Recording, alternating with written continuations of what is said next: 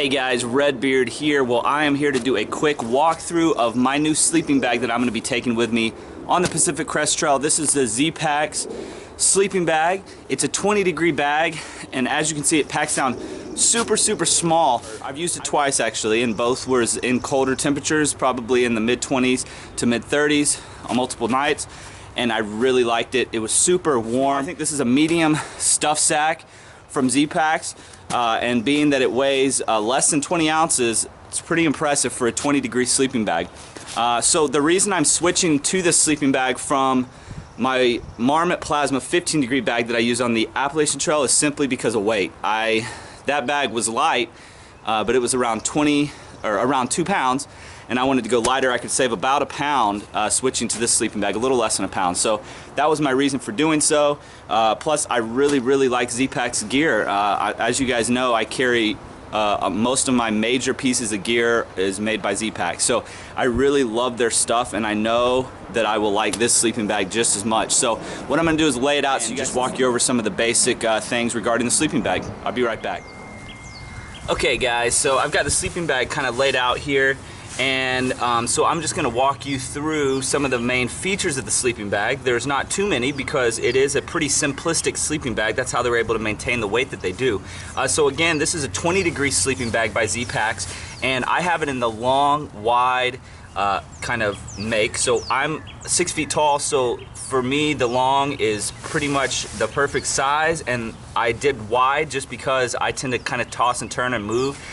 So I like to have a little bit of extra space in there to do so. Some of the things that it has on the inside here, you'll see it's got this drawstring. This allows you to tighten it down real good around you. The sleeping bag, if you have the right size, should come right above your shoulders. So when you tighten this down, you would just have your head kind of sticking out. But I tend to sleep on my side, so I kind of shrink down into the sleeping bag and go completely inside of it. So essentially it's kind of like I have a hood to begin with. But you can do that, get it tight, and as long as you're wearing, if it's really cold, you want to make sure you're wearing some type of hat, like a beanie or some type of down hat.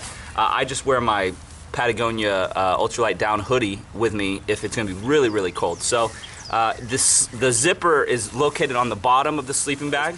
Obviously when you're laying on down, you're going to be eliminating any of the warming properties of the sleeping bag to begin with, so having the zipper along the bottom doesn't really change anything. It doesn't allow for any drafts. If you have it on the side, you might have to have a draft tube or something like that to prevent wind or more cold spots from coming. So having it on the bottom is a wonderful feature, and it does unzip all the way down to around my calves, so you can essentially unzip it and have it opened up kind of like a quilt style, which is how I personally slept with it. It also has a strap here, this buckle, so you can clip it so that when it's unzipped it still stays kind of wrapped around you on the top. So that's pretty cool as well. So the outside of the sleeping bag is made from Ventum ripstop nylon.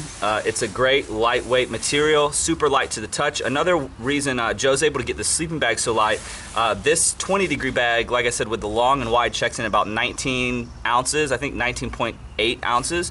The inside, I saw this personally when I went and toured ZPacks' warehouse.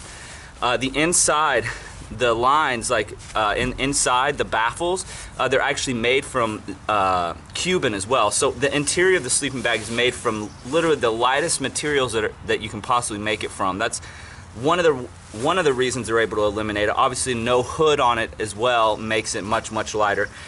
But this thing is just unbelievable. The inside is made from Pertex Quantum, so it's soft to the touch as well, and it dries a little bit quicker. Let's see if I'm missing anything here. Yeah, so that's pretty much it. Like I showed you guys at the beginning of the video, it does pack down quite small as well. And you know, 19.8 ounces for a 20-degree. You could go with a 30-degree and it'd be even lighter. But it really is unbelievable. And also, it kept me a lot warmer than my Marmot Plasma 15-degree bag. I was pretty surprised, actually. I didn't really know what to expect with this sleeping bag, especially since I haven't had a sleeping bag without a hood since maybe I was 5. So I really liked it and can't say enough great things about it. So I will definitely be doing a post-thru hike review on the sleeping bag so you guys can see how it held up over the course of a thru hike. So stay tuned for that. But I really think that, that I'm gonna like this sleeping bag. So Anyways, if you guys have any questions regarding the sleeping bag, please reach out to me. Otherwise, guys, Redbeard out. Happy hiking.